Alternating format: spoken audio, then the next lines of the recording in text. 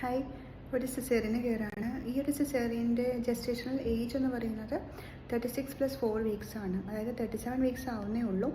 പക്ഷേ ഈ ഒരു സമയത്ത് ഒരു സിസേറിയൻ ചെയ്യേണ്ട ഒരു ആവശ്യകത എന്ന് പറയുന്നത് ഈ ബേബിക്ക് കുറച്ച് IUGR ഉണ്ട്. IUGR എന്നാൽ ഇൻട്രാ യൂട്രൈൻ ഗ്രോത്ത് റെസ്ട്രിക്ഷൻ. അതോടൊപ്പം അബ്നോർമൽ ആയിട്ടുള്ളൊരു ഡോപ്ലറും ഉണ്ട്. ഈ ഡോപ്ലർ സ്റ്റഡി എന്ന് പറയുന്നത് ബേബിയുടെ സർക്കുലേഷൻ, അതായത് കുഞ്ഞിൻ്റെ അവയവങ്ങളിലേക്കുള്ള രക്തോട്ടത്തിൻ്റെ ഒരു സ്റ്റഡിയാണ്. ഇതിൽ മാറ്റങ്ങളൊക്കെ സംഭവിച്ചിട്ടുണ്ട്. സോ അതുകൊണ്ട് തന്നെ നമുക്കൊരു 40 വീക്സ് വരെ വെയിറ്റ് ചെയ്യുന്നത് ഒരു ഡേഞ്ചർ ആയിട്ടുള്ളൊരു കാര്യമായിരിക്കും. അതാണ് ഒരു 36 വീക്സ് വരെ പുഷ് ചെയ്യാൻ സാധിച്ചു. കാരണം ഇപ്പോഴാണ് ഡോപ്ലറിലുള്ള മാറ്റമൊക്കെ വന്നത്. മുമ്പേ മാറ്റം വന്നിരുന്നെങ്കിൽ നമുക്ക് ഈ ഒരു 36 വീക്സ് വരെ തന്നെ കണ്ടിന്യൂ ചെയ്യാൻ പറ്റാറുണ്ടായില്ല. അങ്ങനത്തെ പല കേസുകളും ഉണ്ടാകാറുണ്ട്. ഓക്കെ, അപ്പോൾ IUGR വരാനുള്ളൊരു പ്രധാന കാരണം യൂഷ്വലി പ്ലാസെൻ്റൽ ആണെന്നാണ് പറയുന്നത്, പ്രത്യേകിച്ചൊരു ലേറ്റ് ഓൺസെറ്റ് IUGR. ഓക്കെ.